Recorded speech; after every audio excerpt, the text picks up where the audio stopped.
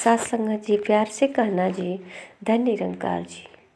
साथ संगत जी, अपनी छाया साथ नहीं देती, बुढ़ापे में काया भी साथ नहीं देती। इस बात की जानकारी सभी को है। अगर नौजवान है तो ज़रूर पास पड़ोस में या घर में दादा दादी होंगे, नाना नानी होंगे या पड़ोसी के घर तो ज़रूर होंगे। देख रहे हैं ना कि शरीर अब साथ नहीं दे रही है। अब शरीर के सहारे छूट रहे हैं धीरे धीरे। पर सत्संग जी हार तो नहीं मानते कि अब ये शरीर साथ नहीं दे रही है। अब बेसहारा लगने लगे हैं सत्संग जी। जब अपना ही साथ नहीं देता, जिसको मैंने हमेशा से बहुत सजा कर रखा, बहुत सजाया इसे, इस पर बहुत सारे क्रीम लगाए, बहुत अच्छे अच्छे महंगे महंगे तेल लगाए, बहुत अच्छे वस्त्र से इसको सजाया, बहुत इसे सजाया, पर आज ये साथ नहीं दे रहा है। मन तो करता है कि उठकर दरवाजे तक जाएं, मन तो करता है कि उठकर मार्केट तक जाएं, पर ये इसकी हिम्मत तो देखो कि ये हमें शौचालय तक नहीं ले जा पा रहा है, शौचालय तक मेरा साथ नहीं दे रहा है। तो सत्संग जी, ये देखकर तो ख्याल आ ही सकता है। अपने बुढ़ापा को एक अलग सामने खड़े बूढ़े व्यक्ति में देख सकते हैं कि ये भी तो कभी नौजवान रहे होंगे। आज ये जिस अवस्था में है, कहीं मेरी अवस्था ऐसे ही तो नहीं होने वाली है। यही ज्ञात हुआ भगवान बुद्ध को। सत्संग जी, नहीं होता ना। हमारे सामने बीमार व्यक्ति होता है, उसको डांटते हैं, फटकारते हैं, बक बक कर रहे हैं, पड़े हैं बिस्तर पे। सत्संग जी, ये ऐसा नहीं है कि सिर्फ वही व्यक्ति पड़ा है, उससे हमको सीख लेना चाहिए। और भक्त जो होते हैं ना, हमेशा सीखते ही रहते हैं। सद्गुरु कहते हैं ना, जीवन भर तो गुरसिख केवल सीखता ही रहता है। सब कुछ मैंने सीख लिया, ये ना गुरसिख कहता है। इसके पास अपनी ताकत नहीं होती।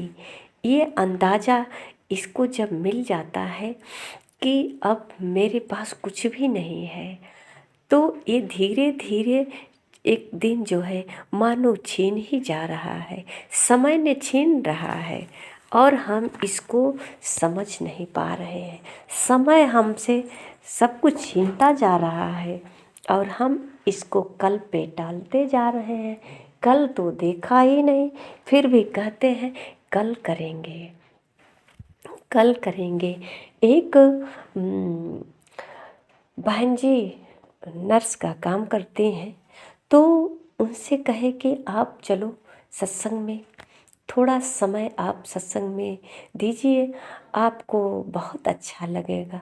तो बहन जी ने बोली, अभी तो बहुत सारा काम है जीवन में, थोड़ा सा कुछ कर लें, जब रिटायर होंगे, पेंशन आ जाएंगे तो अब भक्ति भजन करेंगे। अभी तो समय है थोड़ा सा खाने पीने घूमने का और कमाने का। अब सत्संग में जाएंगे तो फिर ये स्वास्थ्य विभाग का काम नहीं कर पाएंगे। साथ संगत जी, ऐसे कैसे हो सकता है? क्या सत्संग में जाएंगे तो किसी का इलाज करना भूल जाएंगे, या मरीज का घाव नहीं दिखाई देगा? साथ संगत जी, और तो अच्छा हो जाएगा, हमको सेवा का अवसर मिल जाएगा। मरीज को सेवा समझकर करेंगे, जो देगा उसी में संतोष कर लेंगे। पर सत्संग जी, अभी कल पे टाल रहे हैं कि कल देखा जाएगा, अभी समय आएगा तो भक्ति भजन करेंगे, अभी कमाने का समय है। सत्संग जी, जब कमा लेंगे, झूठी दौलत को, जब झूठी दौलत को कमा लेंगे तो सच्चाई का मार्ग छूट जाएगा, क्योंकि अब सच्चाई जानने का समय ही नहीं बचा। सारा समय तो हमने झूठी दौलतों में गवा दिया। अब सच की राह पे चलना चाहते हैं, सत्संग में बैठ नहीं पाते। घुटने में दर्द है महाराज, कमर में दर्द हो रहा है, अब बैठ नहीं पाते 2 घंटे तक। कुर्सी ले लो, कुर्सी पे ही कितना क्षण बैठेंगे, कुर्सी पे भी नहीं बैठ पाते हैं। बड़ी मुश्किल होती है सत्संग बैठ कर करने में। 2 घंटे का समय, 1.5 घंटे का समय कैसे हम बैठेंगे सत्संग करेंगे, नहीं हो पाता है। कुर्सी का सहारा लेते फिर भी नहीं समय दे पाते हैं, क्योंकि अब तो मेरा सारा समय ले गया ना। अब तो सब कुछ समय लूट गया। जो मुझे बैठने की ताकत थी, जो सुनने की ताकत थी, जो कुछ कहने की ताकत थी, वो सब तो समय ले गया। अब साथ नहीं दे रहा है, ये सब कुछ चला गया। अभी भी जो कुछ बचा है इसको भी समय खाती जा रही है। तो अब हमें लगता है कुछ कुछ एहसास हो रहा है, इसीलिए तो कुर्सी पे बैठते हैं, उठक बैठक करते हैं। सत्संग जी, ये समय के रहते ही, यानी कि समय तो रुकेगा नहीं, समय तो चलता रहेगा। सांस जो है, हमारी जो सांसें हैं ना, इसकी कदर करें, समय न देखें, क्योंकि समय हमें नहीं देखती है। ये समय चलती जाती है। ये सब कुछ हमसे हमारा दांत छीन लेती है जो परमात्मा ने दिया है। आँख की रोशनी छीन लेता है जो हमें परमात्मा ने दिया है।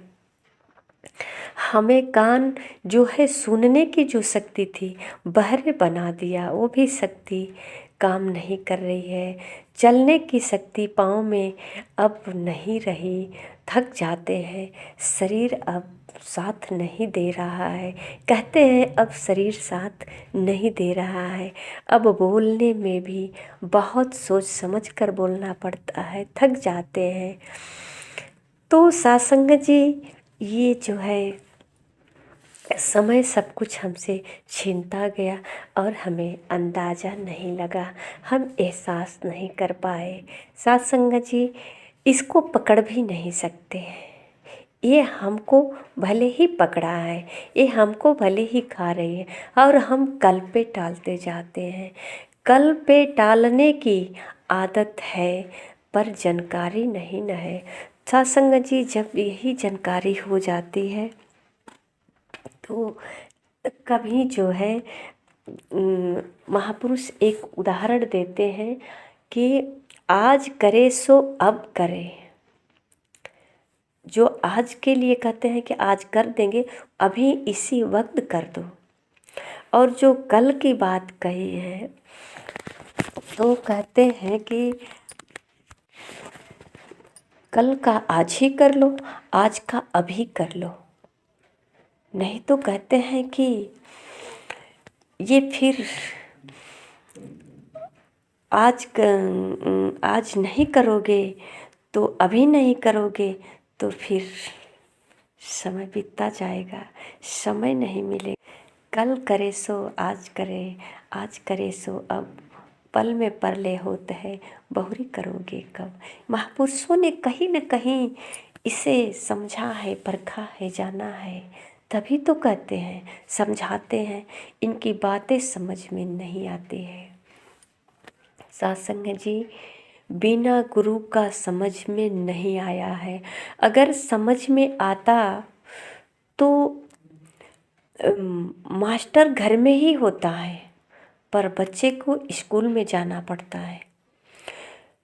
सैकड़ों बच्चों को, हजारों बच्चों को पढ़ा दिया, कितने बच्चे डॉक्टर बने, इंजीनियर बने, कलेक्टर बने, मास्टर बने, पर अपना ही बेटा गंवार का गंवार ही रह गया, नहीं पढ़ पाया।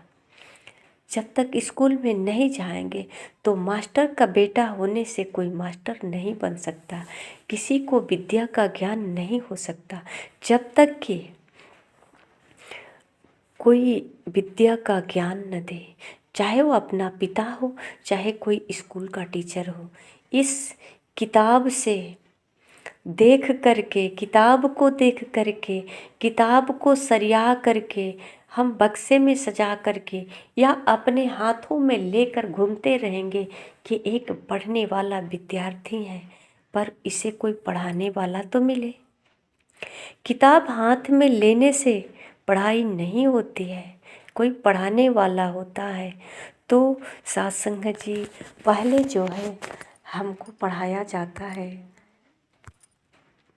जब पहली कक्षा में जाते हैं तो कहाँ पढ़ाया जाता है, तो वहाँ कबूतर का चित्र लगाया जाता है, कौवे का चित्र लगाया जाता है, पहचान कराया जाता है कि ये का है। और जैसे ही धीरे धीरे ज्ञान बढ़ता जाता है तो चित्र को हटाते जाते हैं, हटाते जाते हैं। कहा खा ऐसे करके पढ़ाया जाता है। तो हमें शुरू से कैसे चित्रों के सहारा एक एक शब्द को जोड़ जोड़ करके हमें मास्टर पढ़ाते हैं। तो सत्संग जी तब जा कर के हमको इस विद्या का ज्ञान प्राप्त होता है जीवन में। इसी ज्ञान के सहारे इस संसार में आज सत्संग जी धरती से चाँद पे जाने लगे। पढ़ाई करके ही गए हैं, बिना पढ़ाई करके नहीं। उसकी सुंदरता नहीं ले गई है चाँद पे, उसका धन नहीं ले गया है चाँद पे। भले ही धन के सहारा लिया है पढ़ाई में, पर सत्संग जी बिना पढ़ाई का नहीं गया है। उसका जो बल है ना, शक्ति, अंदर जो शक्ति है, बल है, मोटापा है, लंबाई है, ये उसकी ऊंची जात की बिरादरी ये नहीं ले गया उसको चाँद पे। उसका ज्ञान ले गया, जो अपने गुरु से ज्ञान प्राप्त किया है, उस ज्ञान के सहारे चाँद पे गया है। सत्संग जी, इसी प्रकार हमें जब गुरु मिल जाता है, सच्चा गुरु मिल जाए ना, तो ये जीवन बिल्कुल संवर जाएगा। मानव जीवन का तो कल्याण हो जाएगा। और ये गुरु के सिवा कोई नहीं कल्याण कर सकता है। इस संसार में कोई कपड़ा बेचने सिखाएगा, कोई बैगन टमाटर बेचने सिखाएगा, कोई मछली बेचने सिखाएगा, कोई खेत कोड़ने सिखाएगा, कोई लोहा तोड़ने सिखाएगा। सत्संग जी, इसके सिवा क्या सीख सकते हैं? इस बल से, इस धन से, इस सुंदरता से कुछ नहीं सीख सकते हैं। सत्संग जी, जब तक कि गुरु नहीं मिलेंगे, गुरु जब मिल जाएंगे, आध्यात्मिक गुरु। एक तो गुरु मिला कि पत्थर तोड़ने सिखाया, एक तो गुरु मिला लोहा जोड़ने सिखाया, लोहा काटने सिखाया, मछली बेचने सिखाया। तो सत्संग जी यहाँ यहीं तक तो सीमित है। पर सत्संग जी, जिस तरह से व्यक्ति अपने गुरु के ज्ञान को आगे बढ़ाते बढ़ाते चाँद पे गया है ना, इसी प्रकार आज जिन भक्तों का हम नाम संतों की श्रेणी में रखते हैं, दोहराते हैं, ये सब अपने गुरु के इशारे से गए हैं, गुरु के वचन को पालन करके गए हैं। आज इनकी राह में चलने के बजाय इनका इतिहास को दोहराते हैं, इतिहास को पढ़ते हैं। नारद जी ने क्या किया, हनुमान जी ने क्या किया, राम जी ने क्या किया, लक्ष्मण जी ने क्या किया, महाभारत में क्या हुआ, रामायण में क्या हुआ, गीता में क्या हुआ, ये सब दोहराते रहते हैं। दोहराते दोहराते एक दिन चाँद की आस में, यानी कि अपने को श्रेष्ठ बनाने के आस में, सिर्फ वहीं तक रुक जहाँ तक कि एक अनपढ़ व्यक्ति जा रहा था। एक अनपढ़ व्यक्ति जिसको हम गंवार भी कहें, तो वो पत्थर तोड़ता है और मेहनत करके पत्थर तोड़ के माटी फेंक करके परिश्रम करके धन इकट्ठा किया। और हमने जो है इस शास्त्रों को अध्ययन करके ये शास्त्रों को अध्ययन किया, इसको कंठस्थ किया, खूब बहुत सारा ज्ञान प्राप्त किया और वही कमाया जो एक अनपढ़ व्यक्ति ने कमाया, पैसा। साथ संगत जी, ये ज्ञान पैसा कमाने के लिए नहीं है, ये ज्ञान अपने जीवन में वो दौलत कमाने के लिए है, वो धन कमाने के लिए है जो मीरा जी कहती हैं, पायो जी मैंने राम रतन धन पायो। मीरा जी के पास ऐसा भी नहीं है कि कुछ नहीं था, उनके पास सब कुछ था। जो हम कमाना चाहते हैं वो मीरा जी के पास पहले से था, पर मीरा जी उससे संतुष्ट नहीं थी। सत्संग जी, अब मीरा जी को ज्ञान मिला, अब जो धन मिला इस धन को इस दुनिया जहान को सुनाई कि पायो जी मैंने राम रतन धन पायो। सत्संग जी, आइए हम भी उस धन को खोजें, कहाँ है वो धन। तो कहते हैं कहीं खोजना नहीं है, नियरे है सूझत नहीं, धिक धिक ऐसा जिंद, तुलसी इस संसार को हुआ मोतिया बिन। ये गोस्वामी तुलसीदास जी कह रहे हैं। सत्संग जी, ये नियरे है लेकिन निकट इतना है कि हम इसे परख नहीं पाते हैं।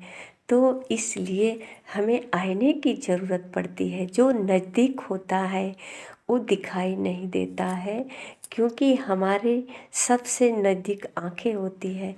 तो इसके लिए हमें आईने की ज़रूरत होती है। आइए सत्संग जी, परमात्मा नियरे है पर कोई दिखाने वाला नहीं, कोई पहचान कराने वाला नहीं। तो हम पहचान कराने वाले तत्वदर्शी गुरु के चरणों में आज समय के सतगुरु माता सुदीक्षा जी महाराज, तत्वदर्शी गुरु आपके सामने मौजूद हैं। इनके चरणों में आकर के ब्रह्म ज्ञान को प्राप्त करके अपने जीवन को सजाएं। सत्संग जी, प्यार से कहना जी, धन्य निरंकार।